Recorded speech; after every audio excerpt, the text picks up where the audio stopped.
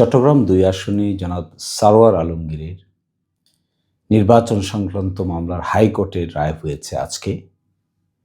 কিন্তু হাইকোর্টের রায়ের কোনো কপি বের হয়নি। জজ সাহেবরা রায় লিখেননি, স্বাক্ষরও হয়নি। কোনো ধরনের কোর্টের কোনো কাগজপত্র নির্বাচন কমিশনকে কমিউনিকেট করা হয়নি। হঠাৎ করে শুনলাম যে নির্বাচন কমিশন গেজেট পাবলিশ করতে যাচ্ছে। কিসের ভিত্তিতে?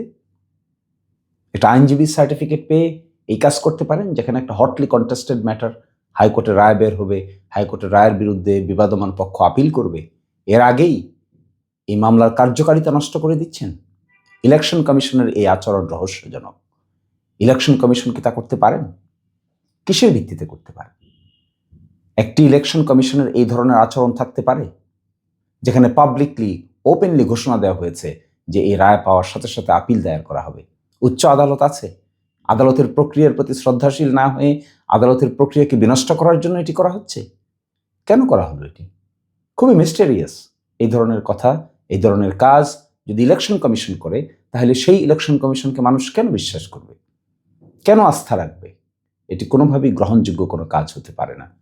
আমরা সর্বশেষ সময় পর্যন্ত আদালতে ছিলাম, সেখানে আদালতের রায়ের কোনো কপি কোনোভাবেই কারো কাছেই যায়নি, কাউকেই দেওয়া হয়নি, রায় লেখা হয়নি, স্বাক্ষর হয়নি।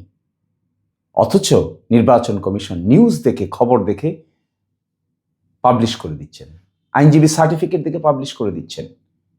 এটি কোনোভাবেই কাম্য নয়। ইলেকশন কমিশনের এই ধরনের আচরণ নিশ্চিতভাবে রহস্যজনক, নিশ্চিতভাবে এটি আইনের প্রক্রিয়াকে বিনষ্ট করে দেওয়ার শামিল।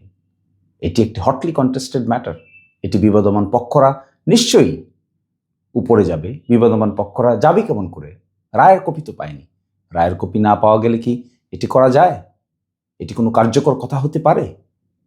খুবই পারপ্লেক্সিং, খুবই অ্যাপলিং, অবিশ্বাস্য, অসম্ভব, অযৌক্তিক, আদালতের প্রক্রিয়াকে বিনষ্ট করার শামিল।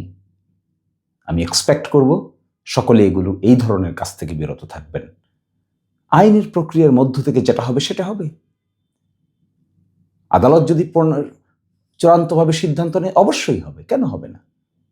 কিন্তু আদালতের প্রক্রিয়াকে এইভাবে কি ইভেট করা যায়? এভাবে বিনষ্ট করা যায়? এভাবে যা ইচ্ছা তাই করা যায়? আমার মনে হয় সংশ্লিষ্ট সকলের সতর্ক হওয়ার সময় এসেছে। দয়া করে কেউ আদালতের প্রক্রিয়াকে ঠুনকো প্রক্রিয়া বানাবেন না। এগুলো থেকে বিরত থাকুন। এখানে বাজিকরের দেশ বানাতে হবে না। এটা বাজিকরের দেশ নয়। আপনারা যদি বাজিকরের দেশ বানাইতে চান, তাহলে এটি হবে খুবই আনফরচুনেট। একটি প্রক্রিয়ার মধ্যে আছে, আদালতের কোনো রায় বের হয়নি, কোনো স্বাক্ষর হয়নি, কোনো রায় লেখা হয়নি, সাথে সাথে কি করে হতে পারে? এটা অবিশ্বাস্য। রুল অফ ল, আইন, আদালত সবকিছুকে বৃদ্ধাঙ্গুলি প্রদর্শনের শামিল। ইলেকশন কমিশন, আপনারা সাংবিধানিক প্রতিষ্ঠান, আপনাদের আচরণ এরকম যদি হয়, কেউই আপনাদের আচরণকে মেনে নিবে না।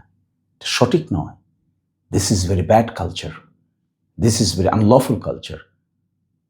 Please stop this type of activities. Thank you and thank you everybody. সকলেই ভালো থাকবেন। আল্লাহ হাফিজ।